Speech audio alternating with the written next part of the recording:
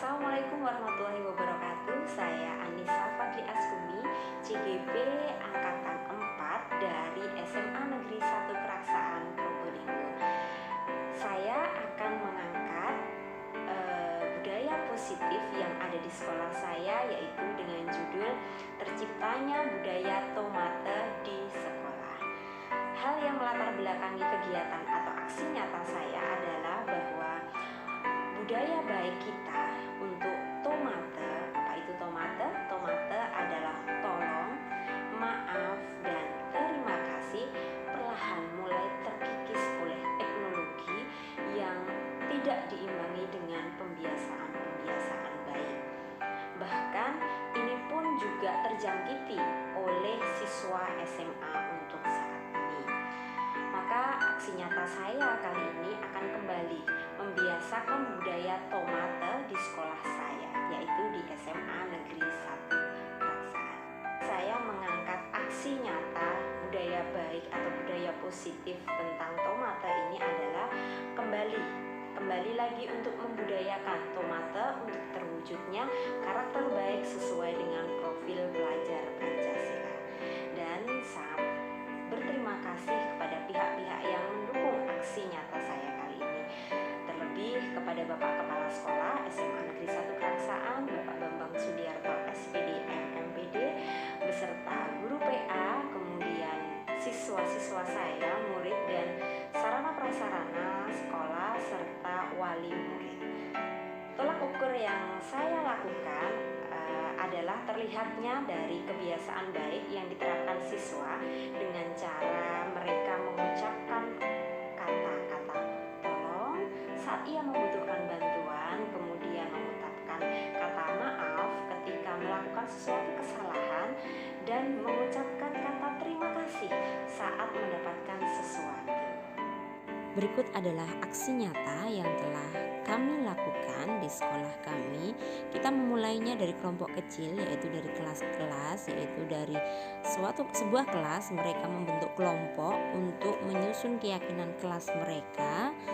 Kemudian dari hasil keyakinan kelompok itu dipresentasikan di depan kelas untuk saling bertukar pendapat mereka dengan atau sesama kelompok yang lain.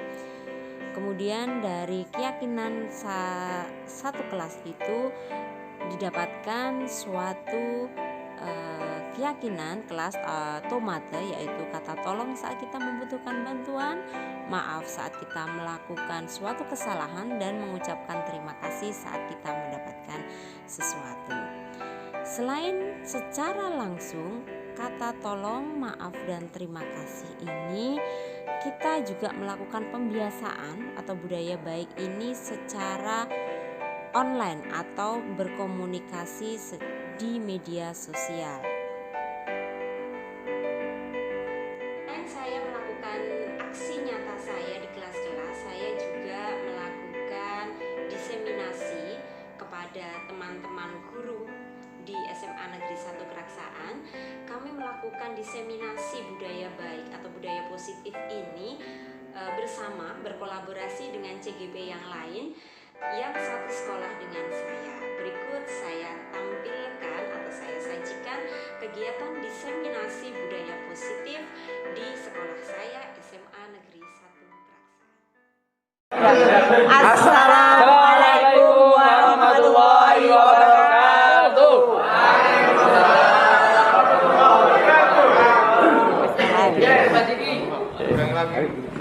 Ulang lagi, Pak. Bapak Kepala SMA Negeri 1 Keraksaan, Bapak Bambang Sudiarto SPD MPD, yang kami hormati Bapak Ibu Guru SMA Negeri 1 Keraksaan. Alhamdulillah, puji syukur kami ucapkan, kami panjatkan kehadirat Allah Subhanahu wa Ta'ala berkat rahmat, hidayah, dan ridhonya. Siang ini dengan berbahagia kami diberi kesempatan untuk melakukan diseminasi budaya positif di sekolah SMA Negeri 1 Keraksaan. Salawat serta salam tak lupa selalu kita haturkan kepada junjungan kita Nabi Muhammad Shallallahu Alaihi Wasallam selaku guru besar kita, sang revolusioner, prototipe pendidikan yang akan selalu kita nantikan syafaatnya di Yaumul Qiyamah. Amin. Bapak Ibu Guru, terima kasih atas dukungan dari Bapak Kepala Sekolah dan Bapak Ibu Guru SMA Negeri 1 Keraksaan, serta kesempatan kepada kami untuk melaksanakan kegiatan di siang ini. Kami mohon izin untuk berbagi sedikit apa yang telah kami pelajari selama di pendidikan guru penggerak tahun 2021-2022. Bapak Ibu yang kami hormati dan berbahagia, mari kita simak bersama-sama.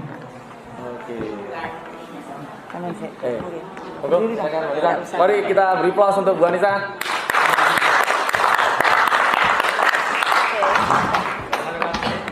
Ya, settingan. Silakan aja. Sudah ya. Next. Apa sih itu budaya positif? Ya, budaya dari kata cara hidup bersama. Jadi di sini kami calon guru penggerak, di sini kita belajar bahwa kami dituntut untuk memiliki nilai dan peran. Yang nilai dan peran itu ada banyak hal, ada berkolaboratif, kemudian salah satunya yang di situ yang ingin kami angkat adalah berpihak kepada murid. Sehingga tujuan kita sebagai guru untuk mendidik siswa adalah kita akan jadikan atau kita akan bersama-sama mengajak siswa kita untuk menjadi seorang pelajar berprofil Pancasila. Profil Pancasila itu seperti apa sih gitu ya? Profil Pancasila itu seperti yang sudah ada dan sudah pernah disampaikan oleh Bu Kiki pada waktu itu ketika praktik baik. Ada enam profil Pancasila yang akan kita jadikan sebagai profil pelajar kita di masa yang akan datang. Nah, maka sosok profil Pancasila adalah target kita, sehingga dalam mewujudkannya kami sebagai CGP belajar untuk memiliki nilai-nilai dan peran itu. Maka berpihak kepada murid itulah nanti yang akan kita coba angkat di sini sebagai budaya positif. Ya, budaya positif bisa diartikan sebagai menanamkan cara hidup kepada para murid kita sehingga mereka merasa aman dan nyaman belajar di sekolah kita di sini, sehingga merdeka belajar yang digaungkan oleh Mas Menteri, yang digaungkan oleh Kementerian Pendidikan Indonesia untuk saat ini dan yang akan datang akan dapat kita capai. Pada hari ini menu utama yang akan kita sajikan adalah yang pertama adalah perubahan paradigma. Yang kedua adalah arti disiplin dan motivasi perilaku manusia. Kemudian ada keyakinan kelas. Yang selanjutnya ada 5 kebutuhan dasar manusia. Kemudian yang kelima ada posisi kontrol. Dan yang terakhir ada segitiga restitusi. Mari kita ke pertama. Yang pertama adalah tentang perubahan paradigma. Bapak Ibu yang berbahagia, cobalah sekarang kita kepalkan tangan. Kita misalkan di tangan kita sekarang ada sesuatu yang sangat berharga. Misalkan apa ya? Berlian mungkin, atau sesuatu yang berharga dari Bapak Ibu semua di sini. Apabila apa yang sedang kita genggam untuk saat ini dengan kuat ini diminta oleh teman kita atau orang lain dengan membuka, dan akan diminta itu apa isi yang ada di dalam tangan kita itu, pertahankan dengan sekuat tenaga. Kira-kira gitu ya, kira-kira apakah itu akan langsung kita kasihkan gitu saja? Ini sesuatu yang berharga saya kasihkan begitu saja, atau kita beri kesempatan kepada orang lain atau teman kita tadi untuk membuka kepalan tangan kita. Bagaimana Bapak Ibu? Kira-kira sesuatu yang berharga itu apakah akan langsung kita berikan atau kita akan bagaimana? Ada yang berikan. Bagaimana Bu Santi? Lihat konteks. Barang berharga yang Bapak Ibu miliki, sesuatu dan akan diminta paksa mungkin atau silakan, ini sesuatu yang dipertahankan atau sesuatu yang berharga yang kita miliki. Ya, pasti akan banyak versi gitu ya. Akan banyak versi dari masing-masing kita gitu.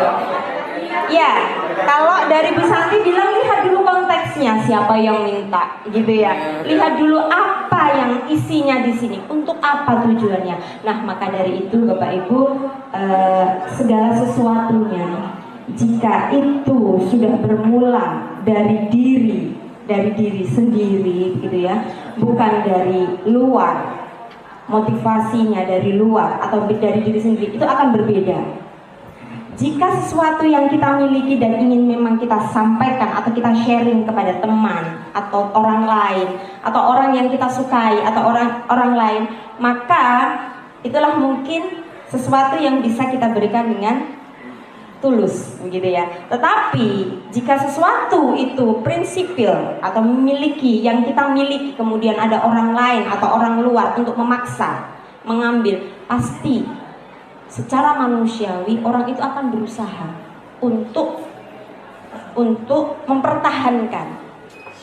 Karena apa? Karena sejatinya itulah manusia. Manusia itu memiliki apa yang mereka ingin pertahankan, prinsip manusia. Nah, dari itu Bapak Ibu, di sini budaya positif, perubahan paradigma ini yang akan kita ubah. Paradigma ini yang akan kita ubah. Seperti anak dalam belajar. Ketika anak dalam belajar, apa motivasi anak itu belajar? Apakah keinginannya sendiri? Ataukah motivasi dari Bapak Ibu guru yang menginginkan anak harus paham ini, anak harus bisa matematika? Matematika itu penting loh, matematika itu untuk pelajaran, untuk kehidupan dan selanjutnya. Padahal tidak semuanya orang itu termotivasi akan matematika. Bisa jadi termotivasi untuk melukis, termotivasi untuk membuat eksperimen yang lain. Maka dari situ budaya positif yang akan kita kembangkan di sekolah adalah lingkungan sekolah yang positif, aman, nyaman, agar murid mampu bertindak, berpikir, dan mencipta dengan merdeka, mandiri, dan bertanggung jawab. Maka dari itu Bapak Ibu, mari saya, teman-teman CGP, dan semua guru untuk yang akan datang, apalagi secara kurikulum prototype, kita akan mengembangkan apa yang sudah kami atau kita pelajari untuk budaya positif ini. Untuk yang terakhir dari kami, ini adalah sedikit yang bisa Bapak Ibu lihat bahwa stimulus-stimulus kontrol tentang dunia yang saat ini sedang beredar dan bisa dibandingkan dengan teori kontrol yang ada. Stimulus-stimulus bisa dibandingkan dengan teori kontrol. Semisal realitas atau kebutuhan manusia itu sama, padahal sesungguhnya realitas atau kebutuhan kita itu berbeda. Begitu juga anak-anak Bapak Ibu, kebutuhan yang kebutuhan mereka saat ini itu, setiap anak itu berbeda, dan kita mencoba untuk mulai memahaminya mulai dari sekarang.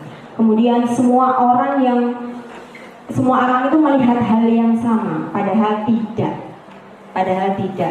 Apa yang Bapak Ibu lihat saat ini mungkin persepsinya berbeda dengan apa yang saya lihat saat ini. Begitu juga dengan anak-anak. Terima kasih atas perhatiannya. Untuk selanjutnya akan dilanjutkan dengan Bu Rizkiatus Muli.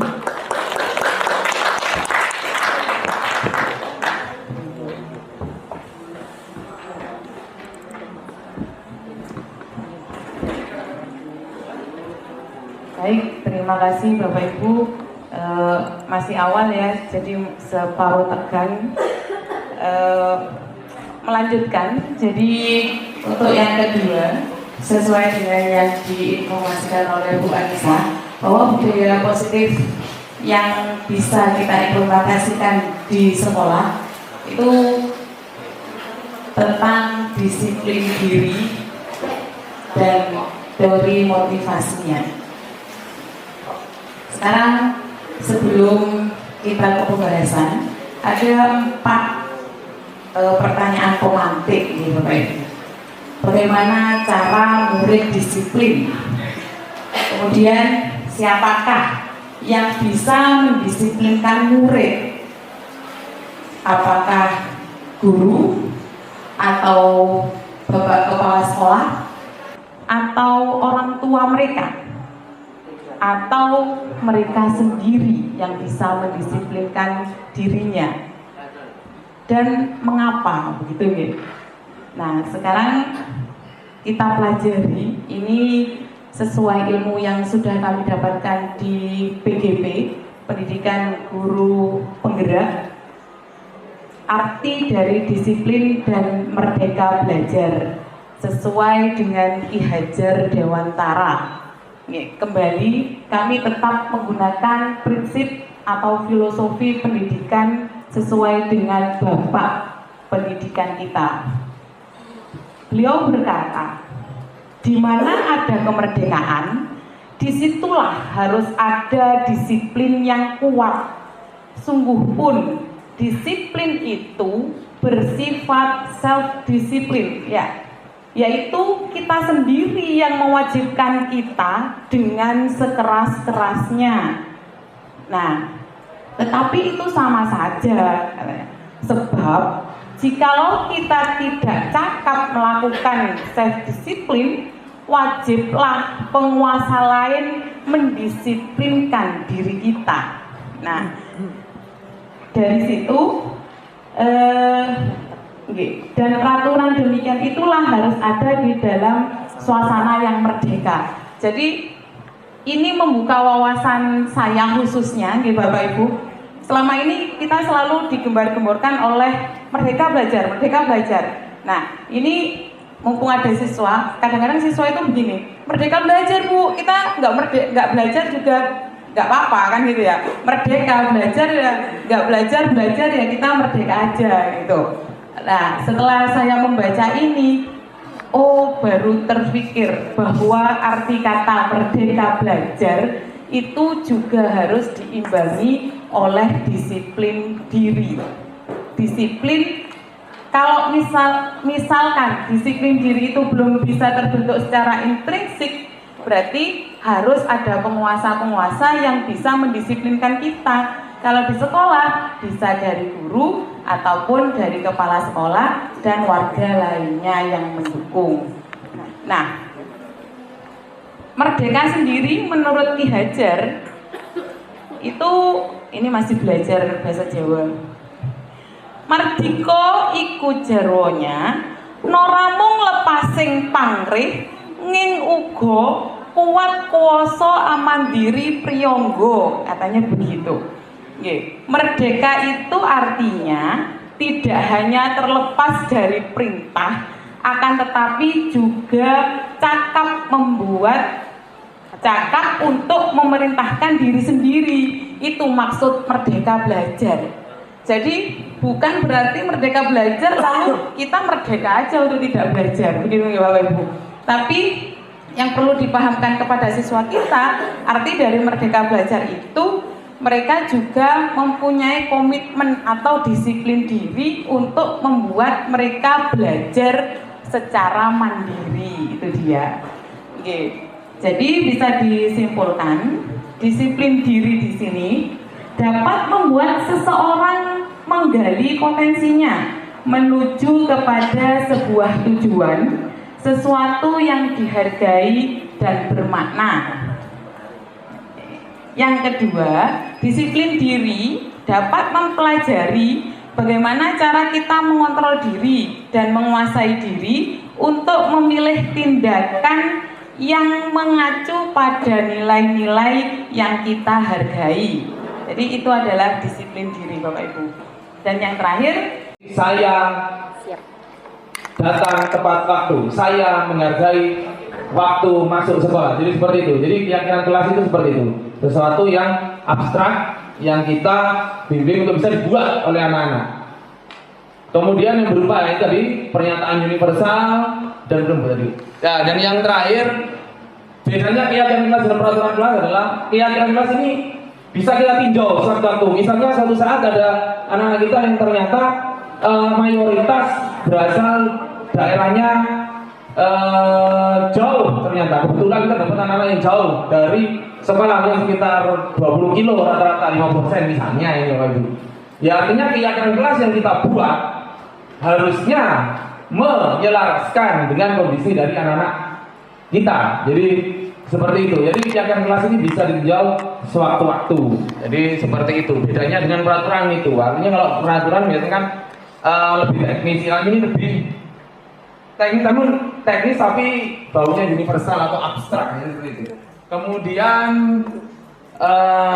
yang berikutnya prosedurnya seperti ini Pak Ibu. Cuma di aksi nyata saya memang keyakinan kelas belum sampai pada penandatanganan sebuah kesepakatan bersama, karena ternyata ketika kita melaksanakan benar-benar melaksanakan dinamikanya ternyata sungguh kencang. Artinya ada yang mengusulkan, ada yang mendebat, ada yang mengkritik, kemudian ada yang mengusulkan tambahan baru. Nah ini ketika kita berupaya menyusun ini ternyata ya memang proses itu penting, artinya membutuhkan waktu yang cukup lama.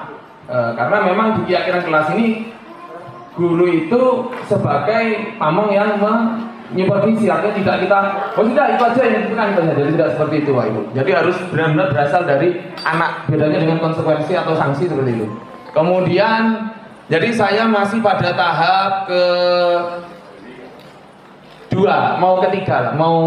Jadi sudah ke tahap kedua, jadi ini masih tiap-tiap kelas itu saya bentuk kelompok, kemudian kelompok-kelompok itulah yang nantinya mengusulkan keyakinan kelasnya dan itu dipresentasikan ke teman-temannya. Baru setelah semua keyakinan kelas itu terkumpul, itulah yang nanti akan dibahas lagi, mana yang detail, mana yang dilanjut, dan itulah yang akan disepakati bersama-sama di kelas. Jadi seperti itu, mirip seperti FGD ini, fokus group discussion.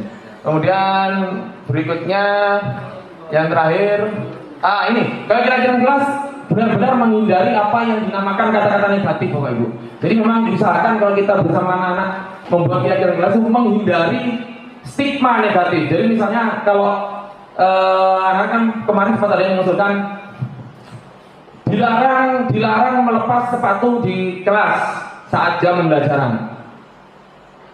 Jangan dilarang, artinya memakai sepatu saat KBM itu lebih bagus. Lebih ketika teman-teman membaca, mereka tidak langsung negatif, dilarang enggak, tapi memakai. Oh berarti saya harus memakai. Tapi dilarang akan menimbulkan potensi menimbulkan persepsi dilarang. Coba suatu saat tak langgar, dilarang ya. Jadi memunculkan persepsi seperti itu, Pak. Lebih berpotensi munculkan persepsi seperti itu. Jangan berlari juga seperti itu. Oke, itu ini nanti. Yang tinjau. Nah ini ketika keyakinan kelas itu langkah-langkahnya sudah selesai diskusi anak-anak, maka inilah langkahnya mulai tinjau kembali daftar curah pendapat atau diskusi anak-anak per kelompok itu, kemudian ditinjau bersama-sama secara di kelas ke depan semua ketika sudah jadi masing-masing keyakinan kelasnya. Kemudian yang terakhir dilekatkan di dinding kelas. Ini di beberapa kelas sudah ada yang selesai, cuma memang untuk yang saat ini berproses, karena memang prosesnya ketika prestasi itu banyak sekali yang harus dibahas. Jadi memang agak lama. Jadi itu Bapak Ibu untuk keyakinan kelas, pengertiannya artinya nilai-nilai yang disepakati bersama, yang dibuat dan dibentuk dan disetujui oleh murid. Fungsi kontrol. Ya. Fungsi kontrol. Fungsi kontrol. Ya, Bu. Halamannya. Fungsi kontrol. Nah, baik. Sebelum ini Bapak Ibu dulu ke posisi kontrol, ada penghukum membuat merasa bersalah teman. Merasa bersalah, teman memantau atau monitor. Yang terakhir adalah manajer atau manajer. Baik, untuk yang pertama. Di sini nanti akan coba diparodikan atau diperagakan oleh murid Mas Bohur Rezeki dan Bapak Guru Ari Wibowo. Mas Ziki, berulang-ulang kamu ya, selalu melanggar peraturan. Sudah datangnya jam 8. Ayo, tidak nambah 1 jam lagi, jam 9. Ini sering kali melanggar. Tahu hukumannya apa? Tahu? Kamu harus lari di lapangan. Ayo. Disampaikan oleh Pak Ansori. Setuju Pak Ansori atau setuju Pak Fendi? 1 atau 2? Aku atau dia? Iya, aku atau dia. 1 atau 2 Bapak Ibu? 1. Oke, bagaimana Bu Rizky Atusna ini? Jawaban yang benar adalah 1. Pilih aku aja gitu ya. Jangan gitu dia.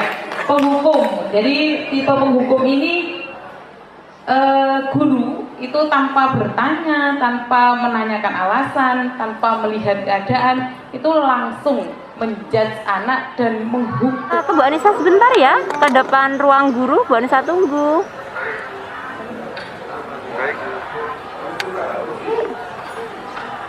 Hei, silakan duduk. Ada apa ya, Bu? Gimana kabarmu? Baik. Kalau Bu Anissa gimana? Alhamdulillah baik juga. Tadi itu ya, Bu Anissa itu ngoreksi. Ini Bu Anissa langsung tanya ya. Bu Anissa tadi itu ngoreksi di GC. Kok 2 kali mengumpulkan tugas, kok Rizky belum mengumpulkan? Bukan punya saya kali, Bu. Masa?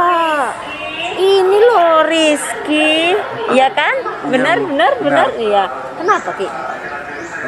Mungkin karena akhir-akhir ini saya terlalu banyak menghabiskan waktu untuk ekstrakurikuler, jadi tidak sempat mengerjakan tugas-tugas tersebut. Terus kecapean terus tidur. Iya. Ya gitu ya. Oke sih, nggak masalah sih kalau cuma 1 kali. Tapi ini sudah lebih dari 1 kali. Oke ya? Iya, Bu. Gimana kalau misalkan kamu mencoba untuk menyelesaikan yang masih belum itu?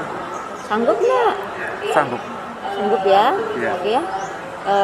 Demi Bu Anissa, karena kan kemarin Rizky sama Bu Anissa sudah ngobrol panjang, banyak. Saya tahu bahwa apapun yang sudah Rizky lakukan selama ini itu sudah memiliki niat dan tujuan yang baik. Oke ya? Iya, Bu. Kerjakan ya Ki ya. Baik. Oke, semangat. Kembali lagi ke kelas. Nanti segera dikumpulkan ya Nak ya. Iya. Mari, Oke, Bu. iya. Baik, itu adegan yang kedua. Kira-kira posisi kontrol yang mana yang sudah saya lakukan terhadap Rizky itu tadi? Pemantau sebagai monitor, teman, atau membuat orang merasa bersalah, atau mungkin manajerial. Yang ketiga ada teman. Oke Pak Tommy, alasannya seperti apa? Kenapa kok di situ teman? Lama saya tuju itu memang buat saya cocok jadi ibunya.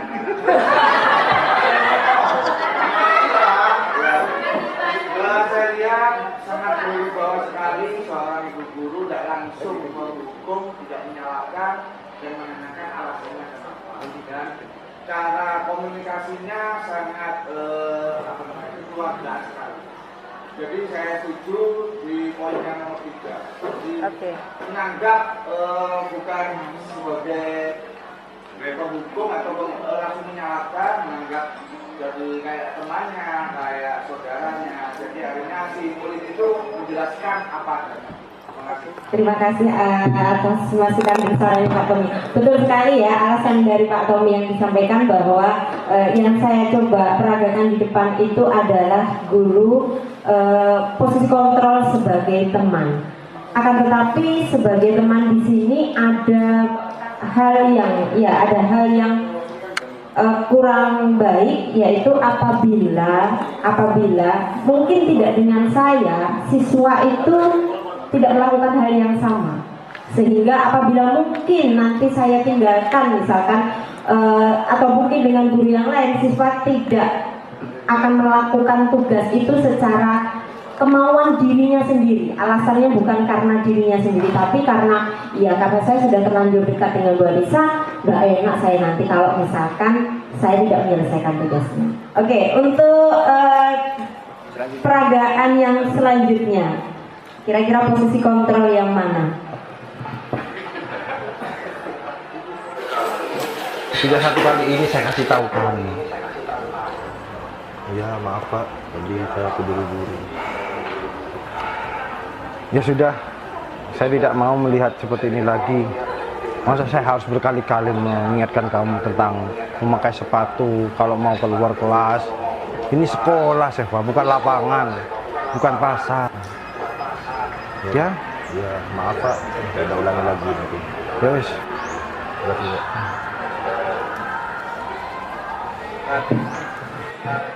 Oke, kira-kira posisi kontrol yang mana? Monggo, silakan.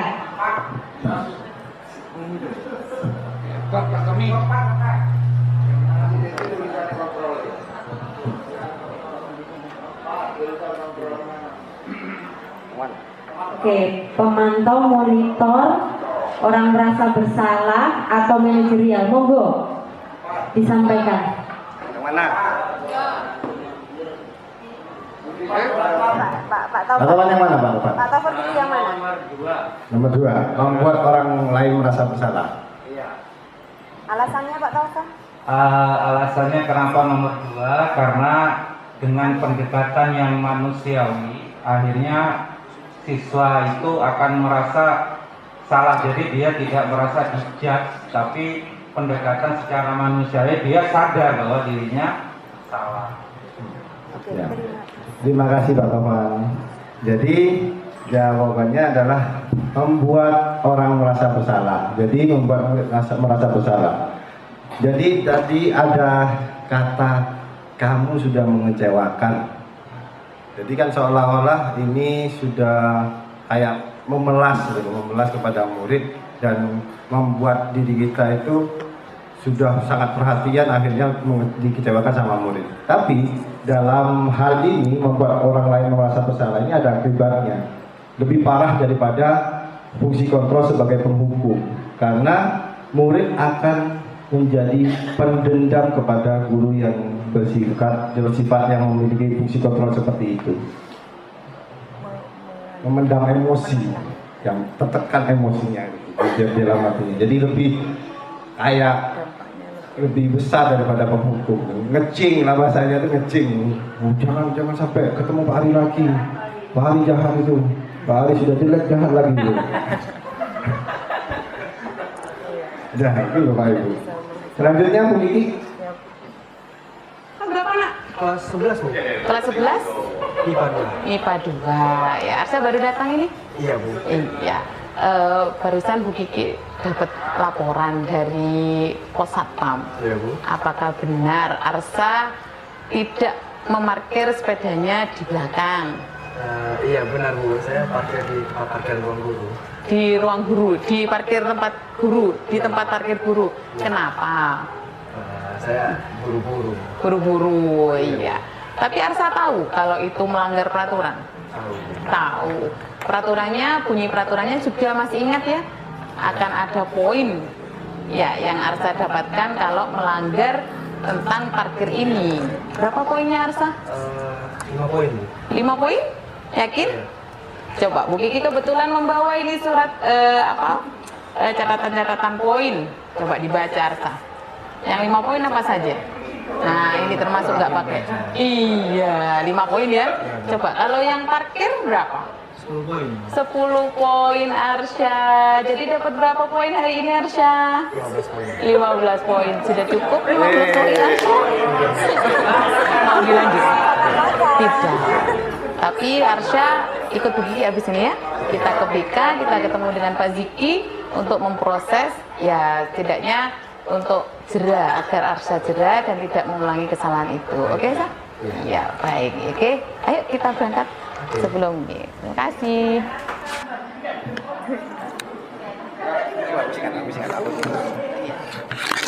Ya, baik Bapak Ibu. Kira-kira masuk fungsi kontrol yang mana Bapak Ibu? Ada yang pertama, kedua, ketiga? Pertama, hukum. Oke. Kelima, 4. Di guru tadi adalah penghukuman, tapi dengan cara mendidik. Pertama tadi tanya kena poin berapa, itu sudah mikir anak-anak ini itu sambil memantau tadi itu. Tapi hukumannya tadi tidak berupa fisik sesuai dengan aturan yang Kiki tadi sampaikan. Ini loh kena poin gini, makanya kita ke BK katanya itu. Berarti hukumannya itu sesuai dengan aturan gitu. Tidak ada fisik aturannya. Paling tidak dia dengan poin itu dicatat dan ke BK, tapi tidak diapa-apakan, dia sudah mikir ke depannya tidak mengulangi. Itu teman. Oke, siap. Terima kasih Bapak. Alasannya mungkin ada Bapak Ibu guru yang lain tidak setuju? Wida. Pak Tasron. Wida. Nanti yang jawabannya benar dapat hadiah dari Pak Tasron.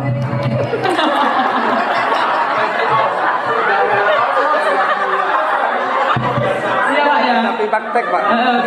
Ini mungkin saya mencoba untuk ini termasuk kontrol yang keempat. Kontrol keempat, pemantau atau monitor. Ibu, alasannya kita sebagai guru itu bukan hanya mengajar dan mendidik ini, tapi dalam pendidikan ini kita lihat bahwa guru itu juga memantau apakah siswa ini sudah melakukan atau istilahnya sudah melakukan tata tertib atau enggak? Siap. Jadi pemantauan. Memantau dan memonitor apakah siswa itu sebenarnya masuk kelas saja, tapi juga disiplin dalam memarkir, disiplin dan sebagainya. Siap. Terima kasih. Terima kasih. Ini sampun nggih Bapak Ibu. Oh, Pak Taufan Pak Ziki. Ya. Silakan. Penghukum, manajerial, pemantau. Terima kasih. Kalau menurut saya 5 posisi kontrol ini kan bukan untuk menentukan mana yang benar, mana yang salah. Jadi semuanya dilakukan. Itu.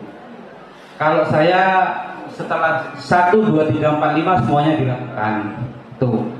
Lebih utamanya itu yang nomor 3. Jadi sebagai teman. Nah, kenapa saya beda sendiri? Karena saya lihat dari komunikasi. Kalau komunikasi antar pendidik dengan peserta didik itu nyaman, maka peserta didik juga akan mengungkapkan bahwa dia salah, dia akan ngomong yang enak juga. Tapi kalau di antar komunikasi, jadi utamanya di komunikasinya tidak bagus, maka peserta didik juga enggan mengungkapkan. Oke, baik. Terima kasih Bapak Taufan. Saya setuju bahwa kelima fungsi kontrol ini tidak ada yang salah, tapi terkait sudut pandang kita sebagai pendidik yang mana. Langsung saja nih Bapak Ibu, Pak Taufan sudah tidak sabar memberikan hadiah untuk yang benar, menjawab yang benar.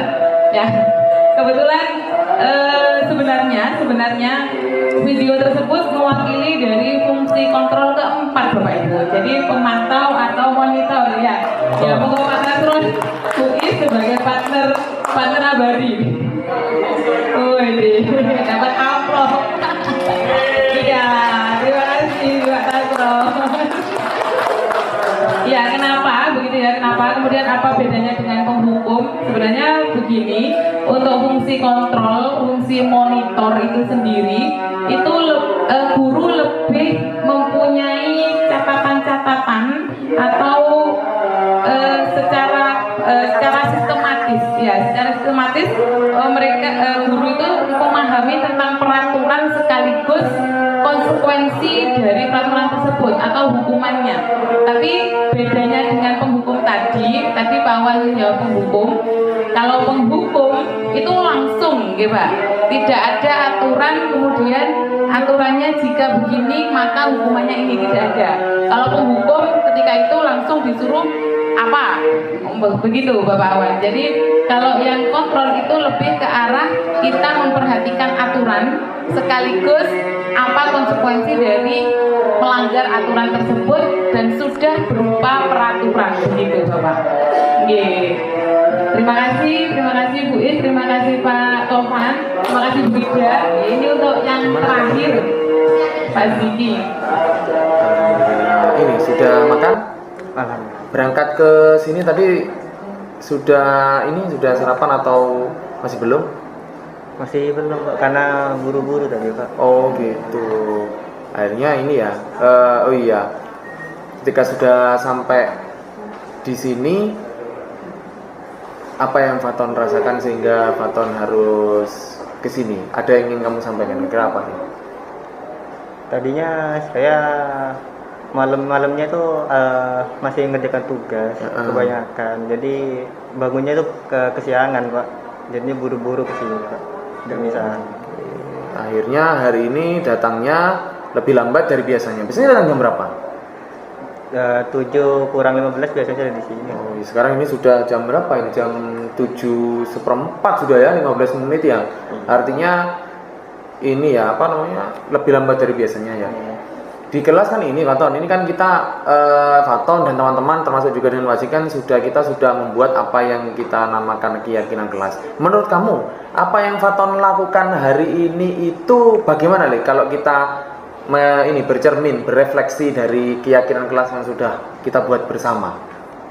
Ya harusnya saya salah sih Pak. Kan keyakinan kelas tuh paling enggak telat tuh 10 menit telat gitu Pak. Tapi saya sudah lewat, jadi ya saya salah gitu. Artinya berapa menit Faton dari yang seharusnya keyakinan kelas toleransi kita terlambat, bisa kita toleransi terlambatan itu? Seharusnya 10 menit paling lambat gitu. Iya, berarti ini sudah lewat dari 10 menit. Oke. Artinya Faton sudah menyadari ya apa yang keyakinan kelas yang Faton belum bisa lakukan hari ini gitu. Oh, oke. Oke Faton, ini kan Faton sudah tahu ya apa yang sudah Faton lakukan, kemudian keyakinan kelas apa yang masih belum Faton lakukan hari ini. Menurut Faton itu bisa diperbaiki enggak nih? Harusnya saya harusnya bisa ya Pak. Bisa ya. Menurut Faton apakah Faton masih punya kesempatan atau masih bisa diberi kesempatan untuk memperbaiki? Menurut Faton kalau pasti kita tanya ke Faton? Saya harap gitu Pak. Saya punya kesempatan. Ya, artinya Faton yakin untuk bisa memperbaiki ya. Iya. Iya.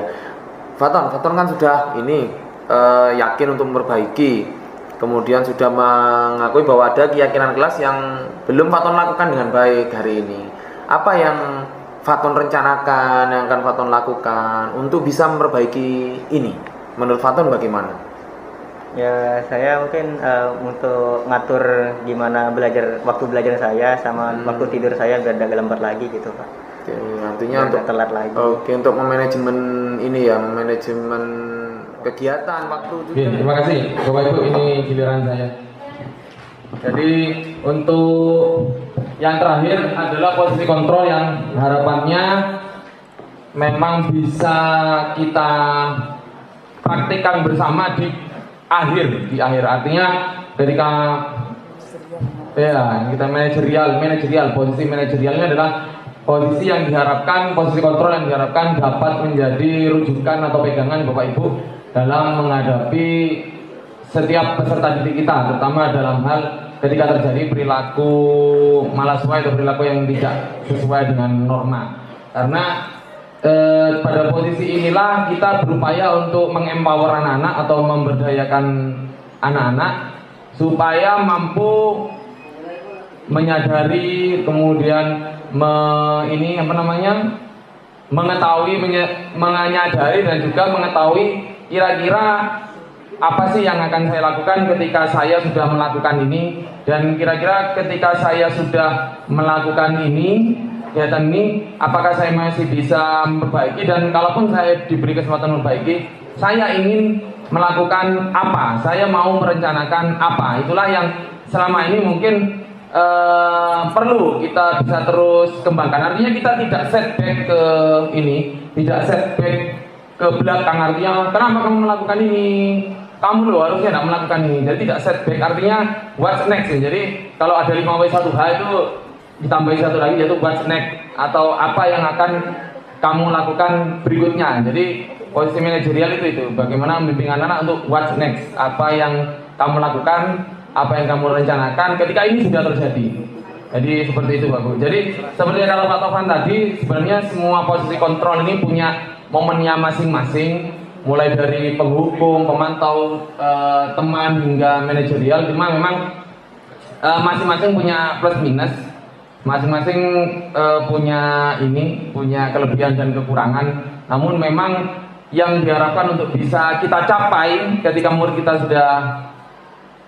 sudah siap untuk melaksanakan, yaitu di posisi manajerial Bapak Ibu.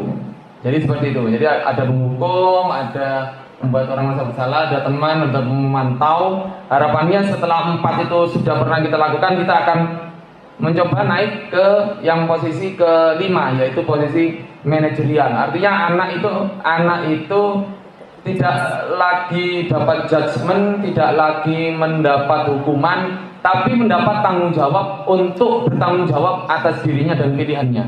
Jadi itu. Selama ini alhamdulillah beberapa sudah pernah saya lakukan, tapi memang ini adalah PR, karena tidak semudah membalikan telapak tangan. Ada yang pertama kali kita coba, dia sudah bisa melakukan, di berikutnya ternyata kita harus kembali ke posisi pemantau, ternyata kita harus kembali ke posisi membuat orang merasa bersalah. Ini hal yang tidak dipungkiri, tapi upaya yang kita lakukan sebaiknya memang kita menuju ke posisi manajerial, yaitu dengan tulus mengajak anak untuk memberdayakan dirinya, dan upayakan juga untuk menghindari di posisi penghukum terutama Bapak Ibu. Jadi karena